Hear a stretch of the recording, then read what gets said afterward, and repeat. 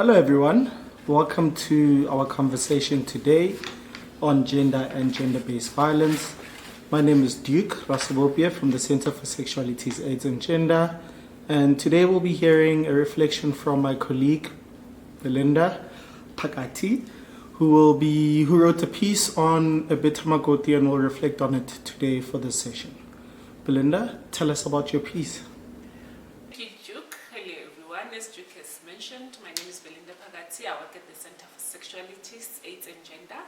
I coordinate community engagement program within the center. I'm very much passionate about community.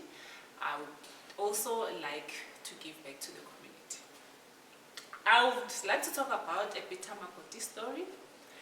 Ebitamakoti story is about a guy friend of mine who had a girlfriend.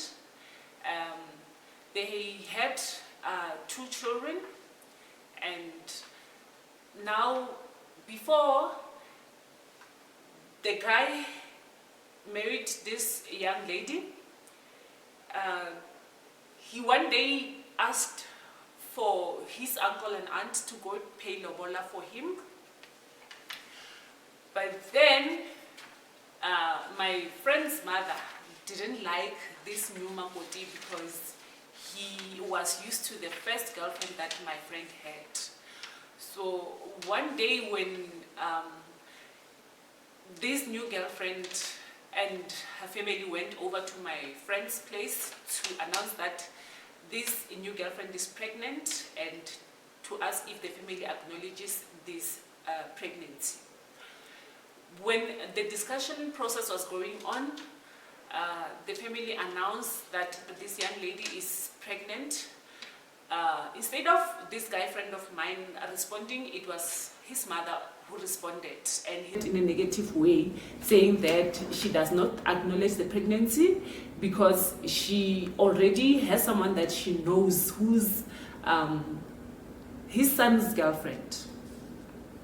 So as the negotiations and the talks were going on, the new girlfriend became very, very angry, realizing that the mother-in-law was not accepting her as the new girlfriend to her son. She became very, very angry that she responded where she was not supposed to respond because it was a matter that was supposed to be solved by elders. So she responded with anger, this new girlfriend, saying that she feels that it was not the mother's place to acknowledge or not acknowledge the pregnancy because the person who's supposed to acknowledge the pregnancy or do not acknowledge the pregnancy, it was the boyfriend who was at the moment in the same space with them. She became very angry that she was crying and she spoke in anger. So the guy, realizing that this new girlfriend of his is now angry and responding in a very bad manner, he then started to speak, of which I felt it was not okay, it was not fair for what my friend was doing. He waited until he saw the girlfriend's tears and to see that she's in pain before he could respond. He responded and saying that he acknowledges the pregnancy and the baby is his. So I was perplexed by how, the mother was responding in a manner that, she responded, not acknowledging the girl, and on the process, not realizing that she does not only deny the girl to be part of her son, but as well as the baby who the girl was carrying. She was in a way rejecting her own grandchild. So 5 months down the line went by without the mother acknowledging the new girlfriend, even though the lobola was paid and everything went well, even though she did not accept.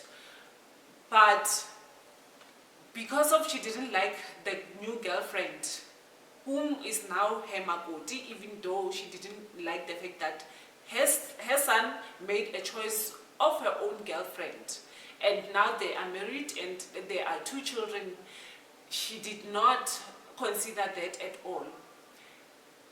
She spoke very, very bad about the new Makoti, showing that she did not accept her. It will not be easy for Makoti to be in her space, in the same space with her, because she did not like her. Down the line, the Makoti realized that she was pregnant. There was a 3rd child. Now the mother-in-law became very, very angry that she spoke bad about the new Makoti, saying that she's filthy, she's lazy, and what she knows is to make babies. And if she made babies so that she can articulate anything from her son, she would get it over her dead body. Even the house that her son was living in, she thought that the girl was involved with her son because she wanted the house as well. She mentioned that even the house, should her son die, the new Makoti would not get anything. Now, everyone in the house did not treat the Makoti very well. They spoke very bad about her, as well as the sister-in-law. They did not like the Makoti, that they even said the Makoti is bewitching their son.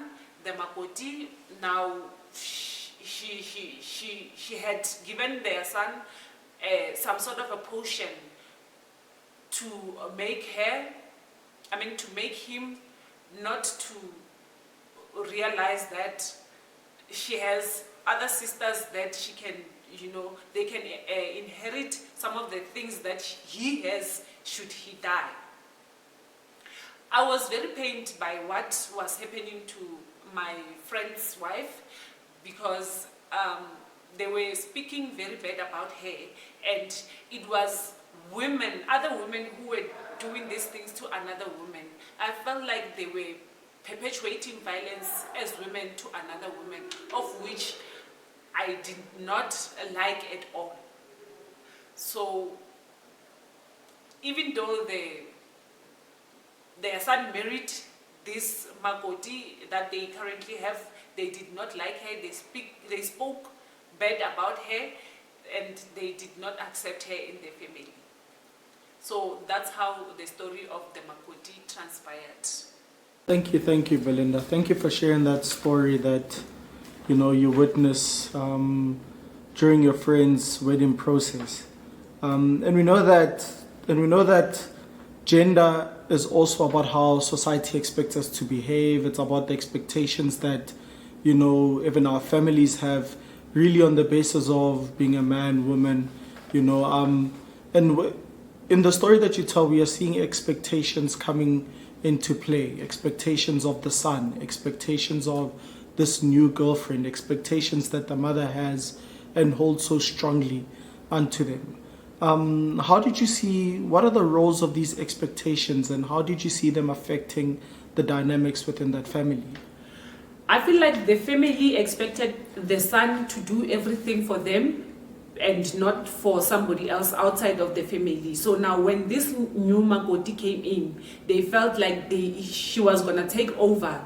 She was coming into their space, she was coming into their son's life, because of now she wants to accumulate whatever it is that they feel that their son had. So I felt that they did not create a safe space for Makoti. They did not accept the Makoti because they had their very own expectations.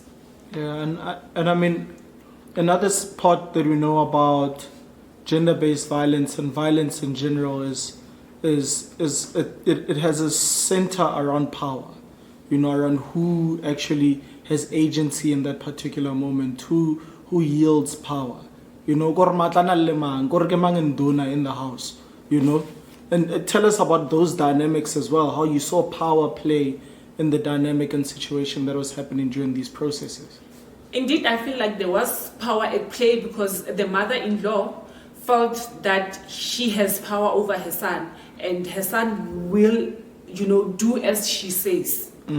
When when the Makoti's family came to introduce or to tell the family that this girlfriend of their sons has a baby on the way, are they accepting or not? Instead of the boyfriend being the one who's responding, the mother felt like it was her place to respond, whether to say she acknowledges or not acknowledges. She felt like it was only her who was going to say yes or no. I feel like she did not expect that the son would say anything, because now she had responded, and that was supposed to be the final answer, was supposed to be hers. So in her power, you could say she actually seemed to drive an injustice against her son's wife. Through her power, she just monopolized the space and even silenced other people who may have been able to help the process move forward a lot smoother. That's true. I feel like that's what happened. That's what exactly happened. Because it was only her who was speaking. Other people were not saying anything. And it took, the girl's tears and pain for the son to respond. Had he not seen that it was paining her girlfriend what his mother was doing, I wonder if he was going to continue keeping quiet. No, that's interesting. Let's talk about bystanders, right? Because a lot of these things happen, and unfortunately, like you mentioned, it took the son seeing the girlfriend, the wife's tears and pain before he could actually step in and intervene in what was happening. And I think as much as that was an instance, then even in society we tend to wait for the worst case scenario before we step in and try fight gender-based violence wherever it may happen. What do you think bystanders, people who are around and are observing these scenes take place, what could bystanders do in order to help support and safekeep victims of gender-based violence, whether it be in the home or in the community, whatever the case may be? I feel like I myself, in that situation, I was a bystander as well, because now culturally I was not allowed to say anything because it was a matter between the elders. I feel like if there's a time and space where people could understand what is violence, what is gender-based violence, so that they are able to recognize it if it happens and do something about it. That would be the world would be a very, very safe space. And it would really do a whole lot of work if those who do know, those who do understand, could just step in and, help safekeep even processes that are necessary, such as lobola negotiations, to happen in the most peaceful and inclusive way for both parties as well. That's true. Yeah. Belinda, thank you very much for sharing your reflections and observations of this incident. And we hope that whoever views this video will just think, critically about the story you have shared, the questions we've asked you, and we'll share other stories as well, other questions to reflect upon based on this story. Thank you very much for tuning in, and we look forward to further engagement from you and further considerations on the topic. Thank you.